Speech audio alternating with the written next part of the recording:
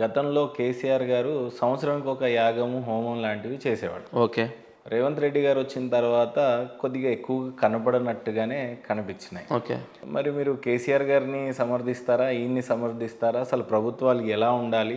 ప్రభుత్వంలో పాలించినటువంటి నాయకుడు ఎలా ఉండాలి? ఆ రాజు ఎలా ఉండాలి అని అంటే మీరు ఏం చెప్తారు? సార్, దైవికమైన ఆరాధన చాలా ముఖ్యమండి. దేవతారాధన ముఖ్యం. రాజు చేయాలి, ఆయన పనులు మానుకొని నేను చెప్పను, కానీ ఏదో రూపేణ చేయిస్తూనే ఉండాలండి. ఎందుకంటే ప్రతిదీ మనం ఎలాగైతే ఇప్పుడు సీఎం గారు వెళ్ళే వెహికల్ని 100 సార్లు చెక్ చేస్తారు. ప్రోటోకాల్ మొత్తం ఒక 10 కిలోమీటర్ల వరకు చెకింగ్ ఉంటుంది. ఎలాగైతే ఆయన ప్రొటెక్షన్ గురించి వెహికల్ ఎంత ప్రొటెక్ట్ చేస్తుంది అని నమ్మి చేస్తారో, భగవత్ అనుగ్రహం సృష్టిని కాపాడుతుంది, రాష్ట్రాన్ని ప్రశాంతంగా ఉంటుందని నమ్మి చేయాలి. ఇన్ని చేస్తున్నాం కదా. ఒక వ్యక్తి పలానా వాళ్ళు క్యాస్ట్ వాళ్ళు అడిగితే పలానా వాళ్ళకి ఇన్ని కోట్లు, పలానా వాళ్ళకి ఈ భవనం, పలానాకి చేస్తున్నారు. అలాగే పూజలు అనేవి ఏం దుర్మార్గమేం కాదండి. పూజలు యాగాలు చేస్తే అదేం తప్పేం కాదు. మీరు డైవర్ట్ అవ్వద్దు. ఏమంటున్నానంటే రాష్ట్రం యొక్క ముఖ్యమంత్రి గతంలో ఈ తెలంగాణ రాష్ట్రానికి ఉన్న గత ముఖ్యమంత్రి కేసీఆర్ గారు ఆయనకు మీకు కూడా తెలిసిందే, యాదాద్రి లాంటి క్షేత్రాన్ని నిర్మించాడు. ఓకే. అలాంటి ముఖ్యమంత్రి ఎన్నో యాగాలు, హోమాలు ఇలా బాగా తరచుగా వినిపించేవి. రేవంత్ రెడ్డి గారు కూడా మంచివాళ్ళే, నేను అది ఏదో డైవర్షన్ చేయాలి అని కాదు, బట్ అలాంటి పూజలు, హోమాలు ఏమి వినిపించలేదు. మరి నేను అదే చెప్తున్నాను, నేను డైవర్ట్ అవ్వట్లేదు. మీకు లాస్ట్ ఆన్సర్ డైరెక్ట్ వాళ్ళ మీదనే ఆన్సర్ చెప్పండి అనేది నా ఉద్దేశం. నేను అదే చెప్తున్నాను, ఖచ్చితంగా వాళ్ళు చెయ్యాలి. రాష్ట్రం కోసం కేసీఆర్ గారు చేసినట్టు చేయాలని నేను చెప్పను, కానీ ఏ రాజైనా సరే భగవత్ ఆరాధన చేయాలి. ఆయన కూర్చోకపోయినా చేయించడము చేయాలి, చేస్తున్నారు. ఆయన కూడా యాదాద్రి వెళ్ళడం, వాళ్ళ మంత్రులందరూ రకరకాల లక్ష్మీనరసింహస్వామి క్షేత్రాలకు వెళ్ళడం చేస్తూనే ఉంటారు. ఇంకా మేము కోరుకునే పండితులు ఎప్పుడైనా ఏం కోరుకుంటారు? ఇంకా చేయండి, అవి చేయండి, ఇవి చేయండి, రాష్ట్రం బాగుంటుంది, రాష్ట్ర ప్రజలు బాగుంటారని చెప్పడం సహజం. ఇప్పుడున్న నేపథ్యంలో, ఇప్పుడున్న పరిస్థితిలో రాష్ట్రం యొక్క దృష్ట్యా ముఖ్యమంత్రి గారు ఎలాంటి హోమం చేస్తే బాగుంటుంది? సిగ్నేచర్ స్టూడియోస్ వేదికగా మీరు చెప్పాలంటే రేవంత్ రెడ్డి గారికి ఏం చెప్తారు? ఫస్ట్ ఆఫ్ ఆల్, రాష్ట్రానికి ఉన్నటువంటి సమస్య ఆర్థిక సమస్య. మెయిన్ అదే అండి, ఆర్థిక సమస్యే. దీనికి మహాలక్ష్మి కుబేర సంపుటి ఉంటుంది. మహాలక్ష్మి కుబేర సంపుటి, చండి, గణపతి, ఈ 3 దేవతలు కుబేర మంత్రంతో సంపుటి చేస్తే గణపతి కానీ, నాకున్న పరిజ్ఞానంలో నేను చెప్తున్నాను, చేయిస్తున్నాను, సక్సెస్ అవుతున్నారు.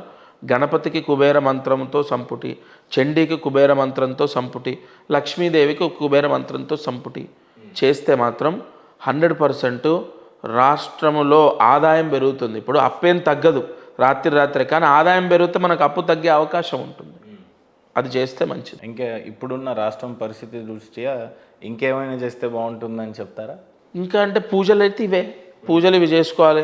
ఇంకా మిగతావి అంటే రానున్న రోజుల్లో విపత్తులు ఎక్కువ ఉంటాయి అంటున్నారు.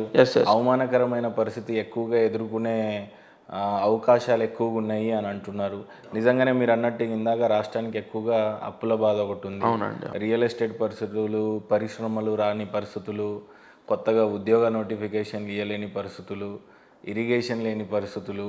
ఒకప్పుడు ఏదో ఒక ప్రాజెక్ట్ నడిచేది, ఇప్పుడు అలాంటి ఇరిగేషన్ లేదు. లేదంటే మూసీ ప్రాజెక్ట్ని స్టార్ట్ చేస్తానన్న సీఎం కేసీఆర్ మన రేవంత్ రెడ్డి గారేమో బడ్జెట్ ఇవ్వలేదు కేంద్రం అని చెప్పేసి, అది కూడా ఎటుపోయిందో తెలియట్లేదు. లేదండి, ఇప్పుడు ఇది ఇప్పుడు మీరు అడిగే ప్రశ్నలన్నీ చూడండి. ఇప్పుడు ఆ గ్రహాల యొక్క ప్రభావం మీ నుంచే స్టార్ట్ అయినట్టుగా, ఆ నీడ పడ్డట్టుగా ఇప్పుడు అదే నేను అన్నది, నిందలు ఎక్కువైపోతాయి.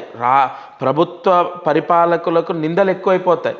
ఇప్పుడు అది లేదని, ఇది లేదని, ఒకటి ఉంటే ఇంకోటి ఎట్లా ఉండదు. అన్నీ ఉండొద్దు. బాగా ఏమన్నా రెమెడీ మీరు అన్ని కోరికలు ఎప్పుడు కేసీఆర్ గారు కాదు, ఎవరున్నా సరే అన్ని కోరికలు 100% ఫుల్ఫిల్ అవ్వడం అసంభవం. బాగా చెప్పారు గురుగారు. అది 100% ఫ్యాక్ట్ అండి. బట్ ఎక్కువగా శ్రద్ధ తీసుకోవాల్సినవి మాత్రం సెప్టెంబర్ తర్వాత తీసుకుంటారు. అన్నీ 1 by 1 క్లియర్ చేసుకుంటూ వస్తారు. ఇంకోటి, ఆయన జాతకంలో కూడా గురువు మహారాజయోగాన్ని ఇస్తున్నాడు, స్టార్ట్ అవుతుంది. ఇటు కేసీఆర్ గారికి కూడా అర్ధాష్టమ శని పోతుంది, ఇద్దరికి యోగం స్టార్ట్ అవుతుంది. ఎట్లా? లే ఇక్కడ వ్యక్తిగతంగా ఇప్పుడు ఇద్దరికి యోగం స్టార్ట్ అయితే ఇద్దరు సీఎం అవుతారు, అలా కాదు నా ప్రిడిక్షన్. ఆయనకున్న బ్యాడ్ టైం క్లోజ్ అయిపోయింది 2.5 years కేసీఆర్ గారికి. ఇప్పుడు 2.5 సంవత్సరాలు 9, మళ్ళీ 2.5 సంవత్సరాలు 10, మళ్ళీ 2.5 సంవత్సరాలు 11, అంటే 7.5 ఏళ్ళు విపరీత రాజయోగంలో ఉంటారు కేసీఆర్ గారు. 7.5 సంవత్సరాలు విపరీత రాజయోగంలో ఉంటారు. అలాగే ఇటు రేవంత్ రెడ్డి గారికి వస్తే 9, 10, 11, 3 అంటే 3 + 1 4, 5, 6, ఈయనకు కూడా 6 సంవత్సరాలు గురువు కాపాడతాడు, ఇటు శని కాపాడతాడు. 2 బలమైన గ్రహాలే ఆస్ట్రాలజీలో. ఇటు గురు పాలితము ఒక వర్గం, ఇటు శని పాలితం ఒక వర్గం. అంటే స్టేట్లో ఒక బలమైన ఫైట్ ఉండొచ్చేమో వల్ల ఉండొచ్చు. అంటే 2026 ఎండింగ్లో స్టార్ట్ అవుతుందండి, అక్టోబర్ తర్వాత. ఎందుకంటే అక్కడ గురువు ఎప్పుడైతే కర్కాటక రాశిలోకి వచ్చి ఉచ్చ స్థానంలోకి వస్తాడో అప్పుడు 100% విపరీతంగా ప్రతిరోజు బ్రేకింగ్ న్యూస్లో ఉంటాయి. అది ఛాన్సెస్ ఉన్నాయి. కేసీఆర్ గారు ఎక్కువగా జాతకాలని నమ్మి ఈ మౌనం పాటించారంటారా పోనీ? మరి 100% బికాజ్ ఆఫ్ మీరు చూడండి 2.5 years ఆయనకి టోటల్ అష్టమ శని. ఆయనది ఆశ్లేష నక్షత్రము, కర్కాటక రాశి, మేష లగ్నము. ఆయన పుట్టినటువంటిది 1954లో. లగ్న స్థానం నుంచి శని తీసుకుంటే పాపస్థానంలో ఉన్నాడు. ఇంకోటి మేష రాశికి బాధకుడు శని, గుర్తుపెట్టుకోండి. అదే శని అష్టమ స్థానంలో, రాశ్యాతు తీసుకుంటే చంద్రాతు అష్టమంలోకి ఉన్నాడు, ఇటు లగ్నాతు తీసుకుంటే బాధక స్థానంలో ఉన్నాడు. అప్పుడే కరెక్ట్గా ఎఫెక్ట్ పడింది, ఆయన అపజయాన్ని పొందారు. ఓకేనా? ఇదే మళ్ళీ రేవంత్ రెడ్డి గారికి ఆ టైంలో యోగం ఫామ్ అయింది. మీరు గమనిస్తే సడన్గా ఆయన ఎంత ప్రజాసేవ చేయాలని ఎంత మొత్తుకున్నా కూడా పట్టించుకున్నటువంటి ప్రజలు 3 monthsలో ఆయనకు యోగం అనేది స్టార్ట్ అయిన 3 monthsలో ఒక స్థితికి వెళ్ళిపోయాడు. ఇంకా తర్వాత వితిన్ 8 months అంతే సీఎంఐ కూర్చున్నారు. కాబట్టి ఖచ్చితంగా ఇద్దరి జాతకాల్లో యోగం ఉంది. ఈ సంవత్సరం అయితే ఏమి మార్పులే ఉండవు. ఇంకోటి చాలామంది ప్రభుత్వం కూలిపోతుంది, ప్రభుత్వాల్లో ఏమో జరిగిపోతాయి. ఏమీ జరగదు, ప్రభుత్వం ఏం కూలిపోదు. ఈ సంవత్సరం మాత్రం ఈ 100% వాట్ అబౌట్ 26 అనేది తర్వాత 2025 విశ్వవసునామ సంవత్సరంలో సీఎం ఏం మారరు. రానున్న రోజుల్లో కేసీఆర్ గారి ఆరోగ్యం కానీ మళ్ళీ ఆయన్నే ఈ రాష్ట్రానికి తిరిగి ఏలినాటి శని వచ్చేంత వరకు ఆయనకు ఆరోగ్య సమస్యలు ఉండవండి. ఏలినాటి శని ఎప్పుడు వస్తుంది? 7.5 సంవత్సరాల తర్వాత. అసలు ఇంకా చాలా టైం ఉంది. అప్పటి వరకు అయితే రాజకీయ పరంగా ఆరోగ్యపరంగా బాగానే ఉంటారు, ఏమి ఇబ్బంది లేదు. సో ఇక చూస్తే చాలామంది ఎదురు చూస్తుంది అయితే ఉగాది కొత్త సంవత్సరం రానుంది. గత ఉగాదిలో చూసినట్లయితే చాలా బాగానే సాగింది, కానీ కొంత క్రోధినామ సంవత్సరం అని చెప్పి కొంత కోపం అనో ఏదో చెప్పారు. మరి ఇప్పుడున్న ఉగాది ఏ రకంగా ఉండబోతుంది? రానున్న ఈ సంవత్సరం మనకి ఇప్పుడు కొత్త సంవత్సరం కాబట్టి ఏ రకంగా ఉండబోతుంది అంటారు? ఫస్ట్ ఆఫ్ ఆల్ ఈ ఉగాది విశ్వవసునామ సంవత్సరం అనేది శుభం, గంధర్వ యోగం అంటారు ఈ సంవత్సరాన్ని. ముఖ్యంగా ఎక్కువగా అంటే మామూలుగా ప్రతి సంవత్సరం గ్రహనాయకత్వాలు మారుతాయి, గ్రహాలు మారడం తక్కువ ఉంటాయి. కానీ ఈ సంవత్సరం శని మారుతున్నాడు, గురువు మారుతున్నాడు, రాహు మారుతున్నాడు, కేతు మారుతున్నాడు. ప్రధానమైన అత్యంత బలమైన గ్రహాలు 4 మారుతున్నాయి. వాళ్ళున్న పొజిషన్ నుంచి వేరే పొజిషన్లోకి వెళ్తున్నాయి. అంటే 100% ఈ సంవత్సరం ఎక్కువగా శుభాలు జరుగుతాయి. పెళ్ళిళ్ళు అవ్వచ్చు, ప్లేస్మెంట్స్ మారుతాయి, ఉన్న పొజిషన్కి ఎక్కువ ట్రాన్స్ఫర్స్, ప్రమోషన్స్, ఇవన్నీ కూడా జరుగుతాయి ఈ సంవత్సరం. మీరు చూడండి సెప్టెంబర్ తర్వాత ఎంతమంది ట్రాన్స్ఫర్ పెట్టుకున్నారు, అందులో 70% ట్రాన్స్ఫర్స్ అవుతాయి వాళ్ళు కోరుకున్న ప్లేసెస్కి, లేదా వాళ్ళకు 100% బెనిఫిట్ అయ్యే ప్లేస్కి వెళ్ళడం, జీతం పెరగడం. ఓవరాల్గా అయితే గ్రహాల యొక్క యోగం ద్వారా ఈ విశ్వవసునామ సంవత్సరంలో శుభాలు ఎక్కువ జరగడానికి అవకాశం ఉంది. పెళ్ళిళ్ళు, ముఖ్యంగా వివాహాలు ఎక్కువ జరుగుతాయి. అండ్ జీతం పెరగడం అవ్వచ్చు, ట్రాన్స్ఫర్స్ అవ్వచ్చు. ఓవరాల్ అయితే బెనిఫిట్స్ ఎక్కువ ఉంటాయి. సెప్టెంబర్ తర్వాత ఇంకా ఉంటాయి. అంటే ఎస్పెషల్లీ అంటే ఈ సంవత్సరంలో first half average, second half అద్భుతం. ప్రభుత్వాలకైనా మనకైనా అందరికీ. అయితే గురుగారు, ప్రధానంగా హిందువులందరికీ కూడా భావించేటువంటి ఉగాది ప్రతిసారి ఎదురు చూస్తారు. అంటే శాస్త్రాన్ని ఎక్కువగా అనుసరించే వారికి ప్రతి ఉగాది కూడా ఏ రకంగా ఉంటుంది అని చూస్తూ ఉంటారు. సో ఈసారి ఉగాదిని ఏ రకంగా రిసీవ్ చేసుకోవాలి అని అంటారు? ఈసారి ఉగాది హ్యాపీగా తీసుకోవాలి. ఎందుకంటే ఇటు మెయిన్ పెద్ద పరిశ్రమలు, ఇప్పుడు వ్యాపారాలు తీసుకోండి, అనేక ఇక్కడ రాహు ప్లేస్మెంటు, శని ప్లేస్మెంటు, గురు ప్లేస్మెంట్, ఇవి చాలా అవసరం. ఇప్పుడు వృషభ రాశిలో శని కన్నా మిథున రాశిలో వ్యాపార యోగాన్ని ఇస్తాడు. కాబట్టి వ్యాపార రంగంలో ఉన్న వాళ్ళకు చక్కటి ప్రాఫిట్స్ అనేవి లభిస్తాయి. ఏం చేస్తే మరి వ్యాపారం అభివృద్ధి? వాళ్ళ ఏం చేస్తే అనేది ఏముండదండి. ఇప్పుడు రెగ్యులర్ బిజినెస్లు ఉన్నాయి. ఇప్పుడు ఒక వ్యక్తికి హోటల్స్ ఉన్నాయి. అతనికి ఆటోమేటిక్గా ఏదో ఒక అవసరాలు పబ్లిక్కి రావడం, ఆ హోటల్లో ఉండడం, స్టే చేయడం, ఇతనికి డబ్బిచ్చి వెళ్ళిపోవడం. ఈ గ్రహాల యొక్క మార్పు జరుగుతుంది. ఇక్కడ మిథున రాశిలోకి గురువు ప్రవేశం, వ్యాపార పరంగా బాగుంటుంది. ఇప్పుడు స్కూల్స్ కానీ, కాలేజెస్ కానీ, స్టడీ సంబంధితమైన వ్యాపారాలు, బుక్స్ కానీ ఇవి బాగుంటాయి. అలాగే అసలు ఎనీ కైండ్ ఆఫ్ బిజినెస్ బాగుంటుంది. రియల్ ఎస్టేట్ కూడా సెప్టెంబర్ నుంచి బాగుంటుంది. ఇంకోటి శని మారుతున్నాడు. ఇక్కడ శని మళ్ళీ గురు రాశిలోకి వస్తున్నాడు. అక్కడ కూడా యోగమే. అక్కడే మీరు అన్నట్టు గురుగారు, గతంలో రియల్ ఎస్టేట్ బాగాలేకపోయినా ఈ గత సంవత్సరము తెలుగు సినిమాలు మాత్రం ఒక్కొక్కటి 1000 కోట్లు వసూలు చేసినాయి. ఇక సినీ రంగం, ఇప్పుడు మీరు అడిగిన సినీ రంగం గురించి చెప్పాలంటే ఏం చెప్తారు? సినీ రంగం కూడా ఇక్కడ ఏమవుతుంది, ఇక్కడ రాజకీయం కానీ, సినీ రంగం కానీ తీసుకుంటే కేతువు, రాహు, శని, గురువు ఈ గ్రహాలను మనం బేస్ చేసుకుంటాం. శుక్రగ్రహం అని ఇవన్నీ కూడా మనం తీసుకున్నప్పుడు, ఇప్పుడు కేతు ఎప్పుడైనా కన్యలో పెద్దగా యోగించడు.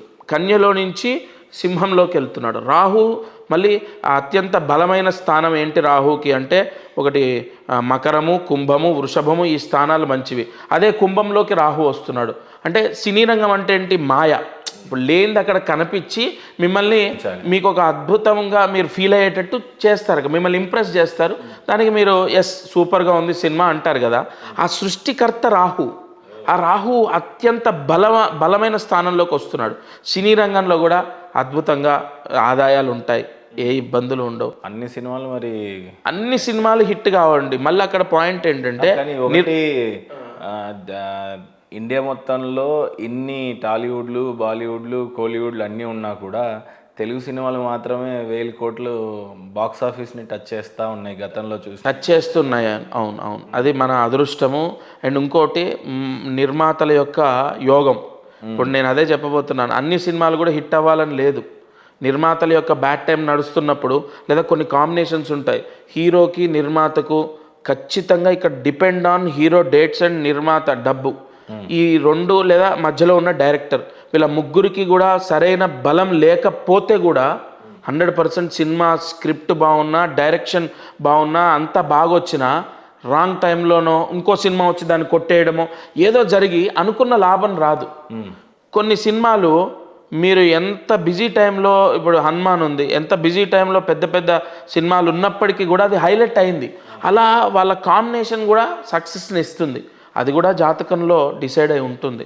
ఇప్పుడు మేము ఏం మాట్లాడినా గ్రహాలకు అన్వయించి మాట్లాడతాం కాబట్టి అది అందరూ దాన్ని రిసీవ్ చేసుకోవచ్చు కానీ అది ఫ్యాక్ట్. అది గురుగారు చాలా మందికి ఉపయోగపడే ప్రశ్న ఏంటంటే, ఈవెన్ అది కామన్ పీపుల్ అయినా, మధ్యతరగతి వాళ్ళైనా, బాగా డబ్బులుండి రిచ్గా ఉన్న వాళ్ళైనా సరే, బాగా సమస్యలు ఏమైనా ఉన్నాయి అంటే ఒక ఇంట్లో అప్పే ప్రధానంగా తీసుకొని అవును. సో ఈ అప్పుల బాధ నుంచి వాళ్ళు విముక్తి పొందాలి అని అంటే వచ్చేటువంటి కొత్త సంవత్సరంలో ఏ రకంగా ఉంటే బాగుంటుంది? మీరు ఇచ్చే సలహాలు ఏంటి వాళ్ళకి? ఇప్పుడు ఒకటండి, ఆర్థిక సమస్యలు రావడానికి మన స్వయంకృతం ఉంటుంది, లేదా అమ్మాయి అబ్బాయి చదువులకు పెళ్ళిళ్ళకు అప్పు చేసేది ఉంటుంది, లేదా అనారోగ్య సమస్యల ద్వారా అప్పు చేసేది. ఇంకా దీని మించి ఉండవు. స్వయంకృతం అంటే వ్యసనాలు, రెండోది పిల్లల చదువులు, పెళ్ళిళ్ళు, మూడోది లైక్ ఇల్లు గృహం గురించో లేదా ఇంకోటో స్వయంకృతం కాకుండా ఇంకోటి లైక్ అనారోగ్యాలు,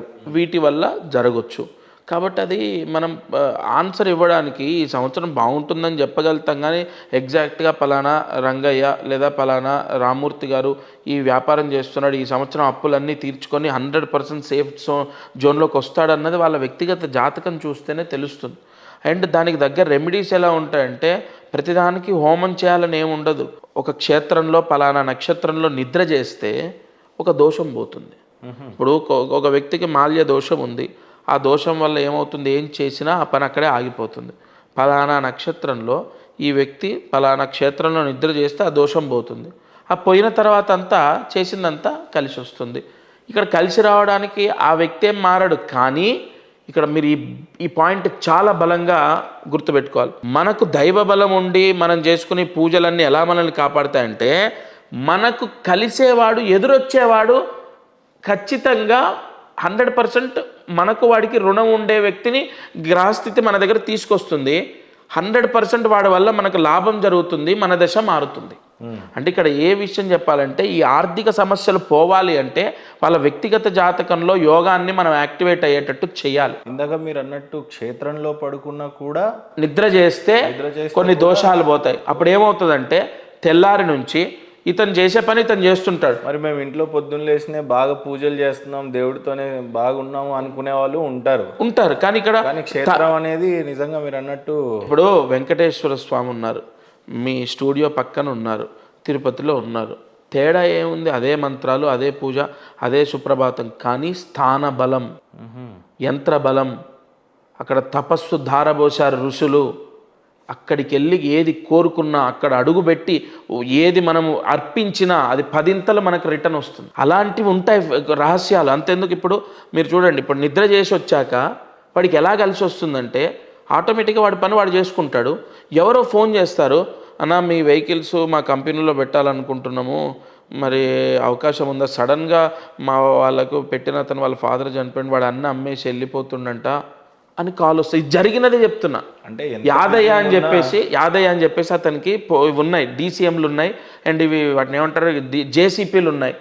టోటల్ మైనస్లోకి వెళ్ళిపోతే నేను ఒక అతని జాతకం time of birth, date of birth కరెక్ట్గా లేకపోతే ఆధార్ కార్డు తీస్తుంటే అది చెల్లదని వేలిముద్రలు, నేను నాడీ కోర్స్ చేశాను, ఆ వేలిముద్రల ఆధారంగా కొన్ని లక్ష్మీ యోగ చక్రాల ద్వారా నేను అతనికి ఒక పలానా నక్షత్రంలో నిద్ర చేయని చెప్పాను.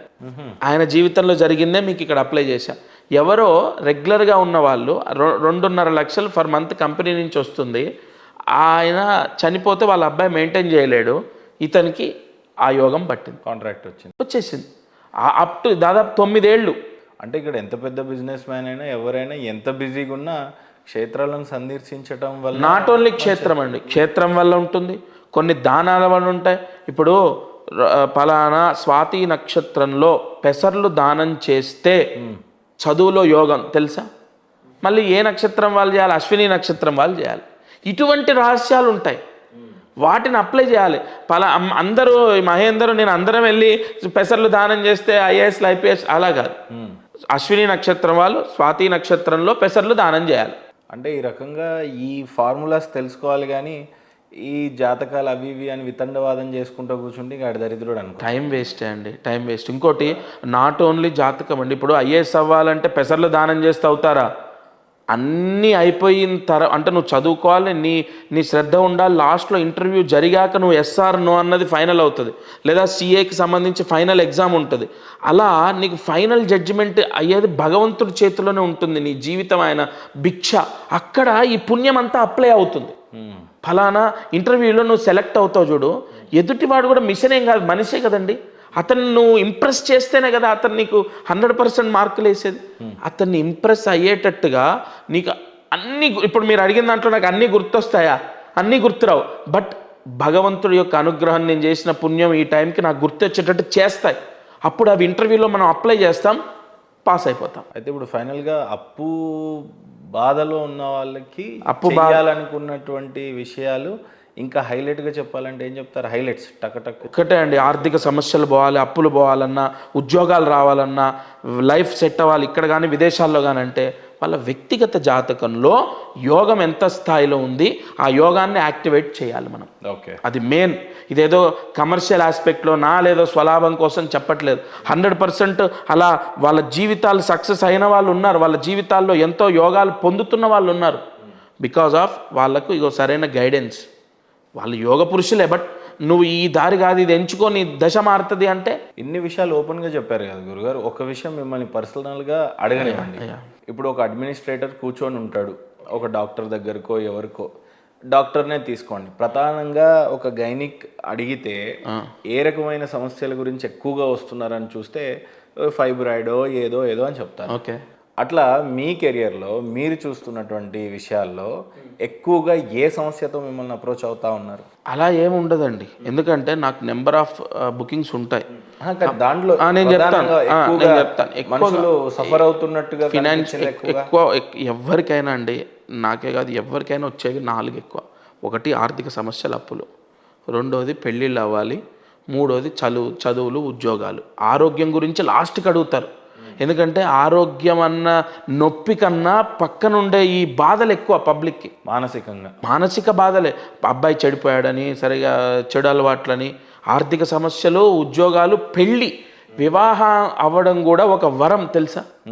వివాహం గురించి నెంబర్ ఆఫ్ చార్ట్స్ నేను వేశాను.